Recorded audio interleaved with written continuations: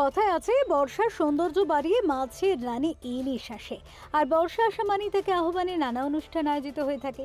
কোথাও নৌকা বিহার ইলিশ উৎসব, কোথাও আবার দুপুরের মেনুতে ইলিশের নানা পদ নিয়ে জমজমাট গেট টুগেদার। রবিবার সরিয়ে দুপুরে ক্যালকাটা রোয়িং ক্লাবের আয়োজনে জমজমাট ইলিশ ফেস্টিভ্যালে হাজির 8 থেকে 80। আন্তরিকতার কোনো খামতি রাখেননি ক্লাবের তরফে সকলের প্রিয় চন্দন রায়চৌধুরী। তার আতিথেয়তায় মুগ্ধ আগত অতিথিরা। এদিন তুলাই পাঞ্জি চাল, ইলিশ মাছের তেল, সোনা মুগ ডাল, আলু ভাজা, বেগুন ইলিশ, সর্ষে ভাপা ইলিশ, সঙ্গে পেল্লাই সাইজের ভাজা ইলিশ আর চাটনি, পাঁপড়, রসগোল্লা, দই, পান দিয়ে একেবারে জমজমাট ইলিশ পার্বণে মেতে ওঠে রোয়িং ক্লাবের সকলে।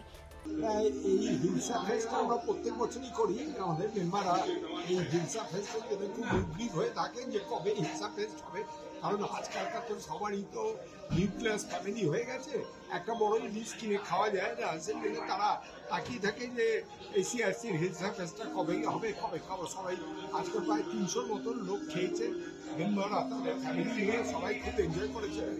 3 রকমের পদ ছিল, বেগুন, হিলসে ভাজা, ইলিশে আর ভাপা, সবাই খুব এনজয় করেছে, খাচ্ছেন। তো আমার মনে হয় এটা একটা দিন যেখানে মেম্বাররা এসে সবার সঙ্গে দেখা হয়, একটা সুন্দর দুপুর আনন্দ উপভোগ করে।